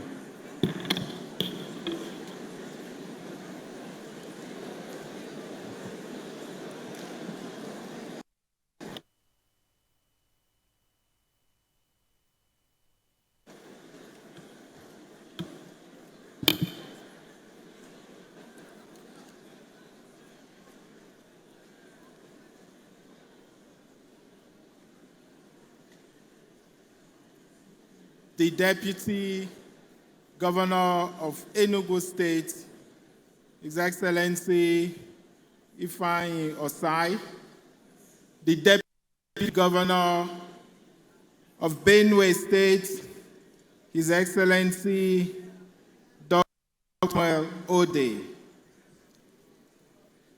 the Chairman of this occasion, the Sultan of Sokoto, His Eminence Mohammed Said Abubakar III. And perhaps I should also remark that even though the president of NBA had alluded in his remark the remarkable sacrifice His Eminence made to be here today, what is even more impressive is the fact that a lot of us didn't know, and I only became aware that today is actually the day of His Eminence. So, distinguished ladies and gentlemen, let me invite all of us to please stand up and sing a happy birthday song for His Eminence. Happy birthday to you. Happy birthday to you. Happy birthday. Happy birthday. Happy birthday to you. Thank you. Congratulations. And may God bless your new age. The Speaker, Ekiti Assembly, Stephen, the representatives of the CJN and the President of the Court of Appeal, the Chief Judge of Enugu State, His Lordship Justice A.R. Ozemene, the President of the Nigerian Bar Association, Mazi Afam Osigwe, SAN, the Chief of Defense Staff, ably represented by the General Officer commanding 82 Division and Commander of Operation Udoka, Nigerian Army, Major General O.T. Olatoye, the Secretary of the Board of Civil Defense, Customs, Immigration, Major General Abudu Malik Jubri, and our charismatic keynote speaker, Mr. Julius Malema. We recognize you and welcome you and other members of your team to the historic city of Enugu. The former Attorney General of the Federation, Prince Adetokunbo Kayode, SAN, the President of the Customary Court of Appeal, Enugu State, His Lordship, Justice G.C. Nnamani, honorable judges of the Enugu State Judiciary and judges from other jurisdictions that are with us here, Chairman, Body of States, Attorney General of the Federation, Dr. Ben Odo, the Attorney General and Commissioner for Justice, Enugu State, Dr. Kingsley Ude, and various state attorneys that are here with us. The Chairman, Council of Legal Education, Chief Emeka Ngige, SAN, the Director General of Nigerian Law School, Professor Isa Yahatu, SAN, members of Enugu State Executive Council here with us, senior officers of various security agencies, serving and retired here with us today, the past presidents of Nigerian Bar Association here with us today, the chairman, Nigerian Bar Association, State Chapter, Chief VC Odo, and other chairmen of various state chapters of NBA here with us. President, African Bar Association, High Chief Ibrahim Mak, President and members of the Pan-African Lawyers Union, the chairman and members of local organizing committee, our revered royal fathers with us here today, special advisors and senior special assistants with us, distinguished delegates, members of the press, ladies and gentlemen.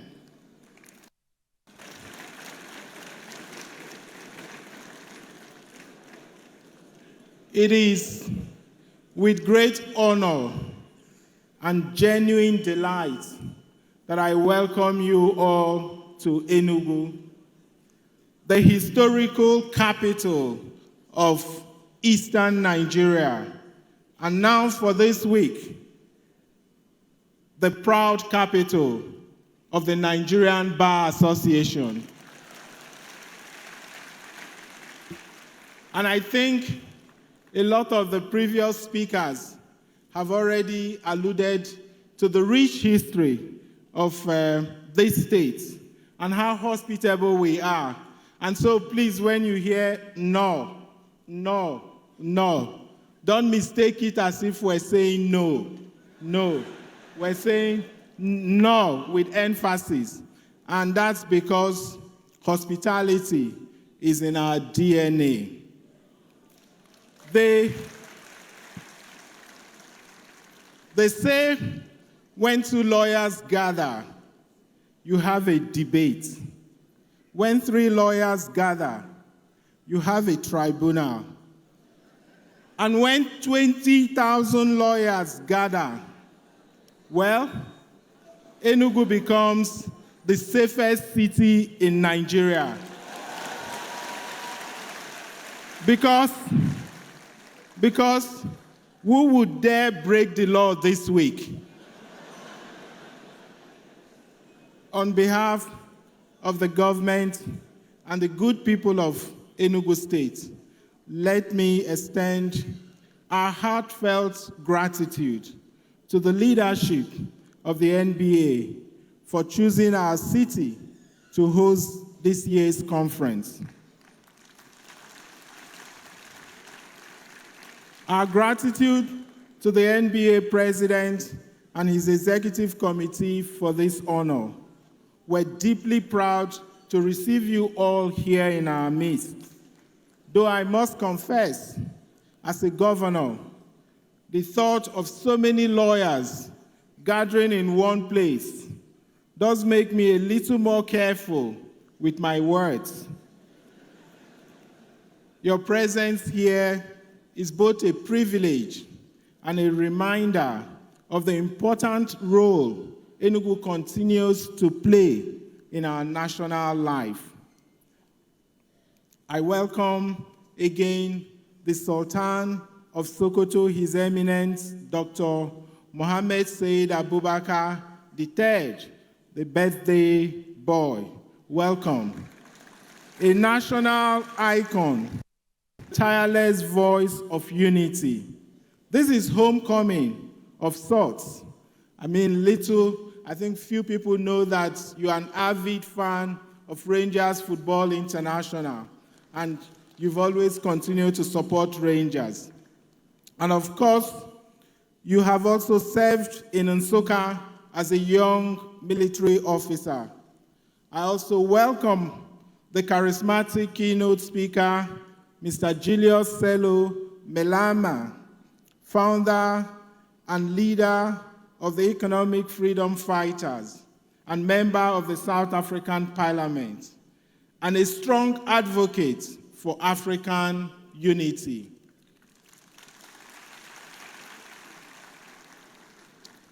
This city has long been home to some of Nigeria's finest legal minds. Names like Justices Anthony Aniagolo, Augustine Nnamani, and Nnemeka Agu still inspired today. And as we welcome you, we're all conscious that we stand in the footsteps of that legacy.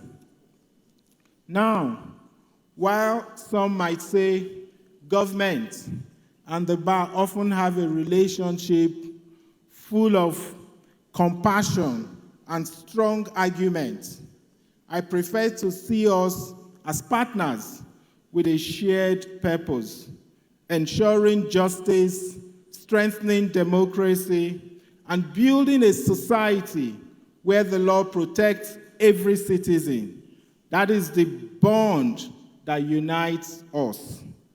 As some of you know, before politics, I was one of you. I know what it means.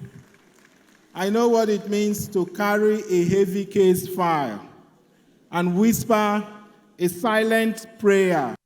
The judge might grant a little indulgence on a late filing.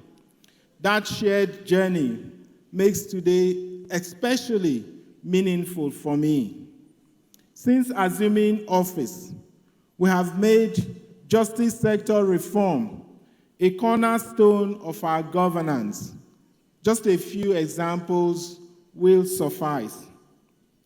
We were among the first states to fully implement financial autonomy for the judiciary in line with Section 121, Sub 3 of the 1999 Constitution. This has enhanced the efficiency, independence, and dignity of our courts.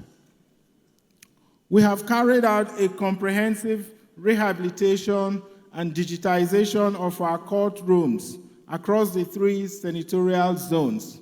The High Court complex in Enugu is equipped with e-filing, virtual hearing facilities, and an integrated case management system. To decongest our courts and promote alternative dispute resolution, we have strengthened and expanded the Enugu multi-door courthouse, making it a model in the region for commercial and family dispute settlement. Through partnership with civil society and the NBA, we have expanded access to pro bono legal services for indigent citizens and detainees, especially in our rural areas. No one should be too poor to afford justice. We have also carried out an extensive codification and review of obsolete state laws to reflect modern realities, ensure gender justice, and promote the ease of doing business in Enugu. And perhaps one of the reforms that I'm proudest of, we introduced real-time transcription for our courts, attaining verbatim reporting for the courts, has eliminated the strain of longhand recording on judges, cut down on delays, and improved productivity. None of these reforms are an end in themselves. They are part of a broader vision of making Enugu the preferred destination for investment, innovation, and inclusive development. From smart schools, safe communities, to accessible healthcare, our vision cannot be achieved without a justice system that is fair, functional, and trusted. But distinguished colleagues, ladies and gentlemen, this week is not just about policy and reform. It is also about hospitality, connection, and renewal. And I assure you, in Enugu, hospitality is one thing we take seriously.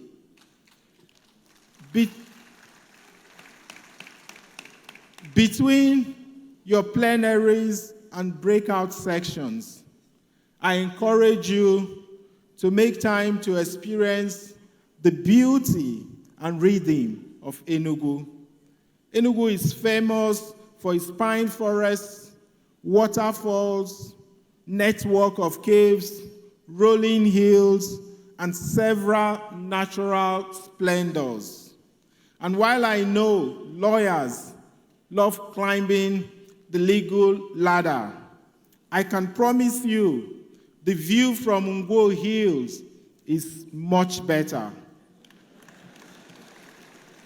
Please take a stroll through Polo Park or the Unity Park just across the street for a leisurely walk under a canopy of trees, or simply enjoy an evening of abacha, opa, and a freshly tapped palm wine.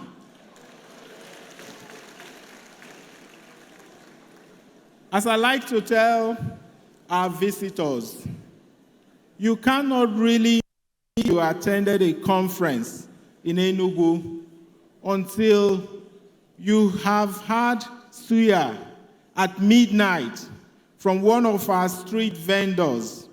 But don't worry, unlike in court, here, no one will object if you ask for extra pepper. Let me conclude by saying this. The theme of this year's conference, Stand Out, Stand Tall, is a timely reminder of our responsibility, the responsibility we bear as lawyers and leaders. The law is not just a profession, it is the conscience of the nation. We're not just only courtroom advocates, we're also defenders of truth, architects of peace, and champions of equity. As governor, as a lawyer, and as a fellow Nigerian, I'm excited about the conversation that will take place here in Enugu over the few days. May they inspire new ideas, new partnerships, and renewed commitment to justice and nation building. Normally, when lawyers gather, people brace themselves for debate. But here in Enugu, I rather we brace ourselves for friendship, laughter, and maybe 1 or 2 nights of storytelling. Once again, I welcome you all to Enugu, and may this conference be memorable. I would also want to use this opportunity to say that it is my immense joy and pride to declare formally open the 2025 Annual General Conference of the Nigerian Bar Association. Thank you. Thank you. The discussion be fruitful. Tomorrow is here. May God bless NBA, God bless Enugu State, and God bless the Federal Republic of Nigeria. Thank you.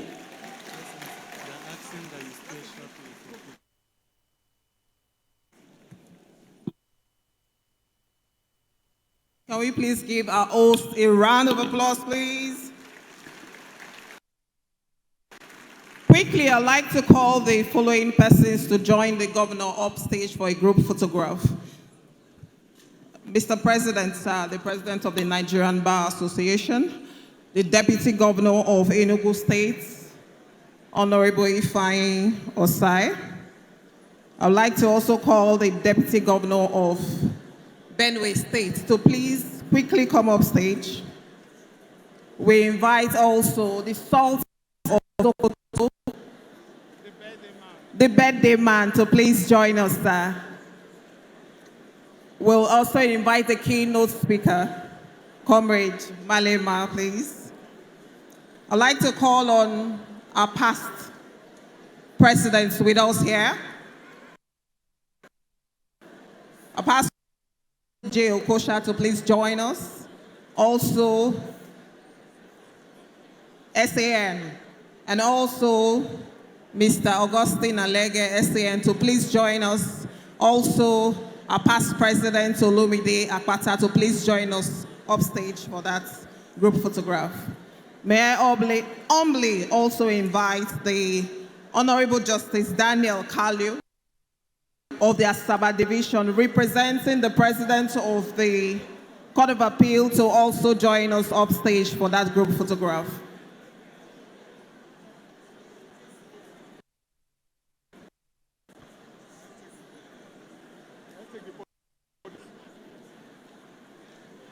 Hold the glass down.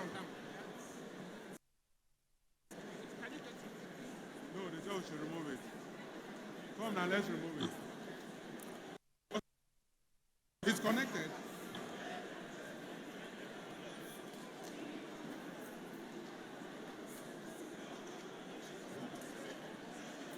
Please, the chairman of the Annual General Conference Planning Committee, please join us.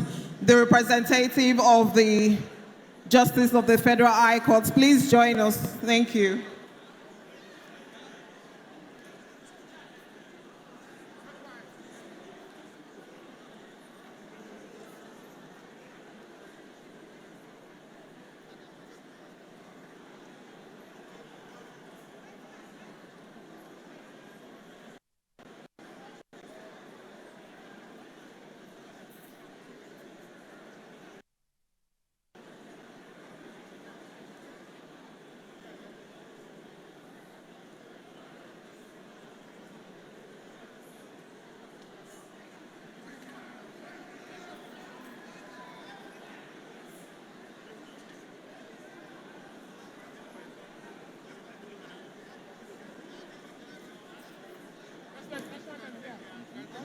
Both of them.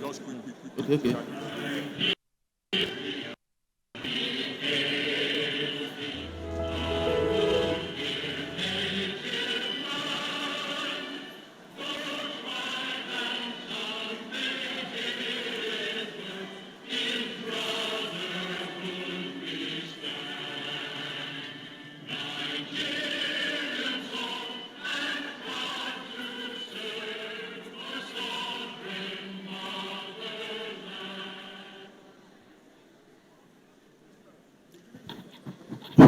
On behalf of the President of the Nigerian Bar Association, Maasi Alpha Mosigwe, I have the honor of extending our appreciation to His Excellency, the Executive Governor of Enugu State,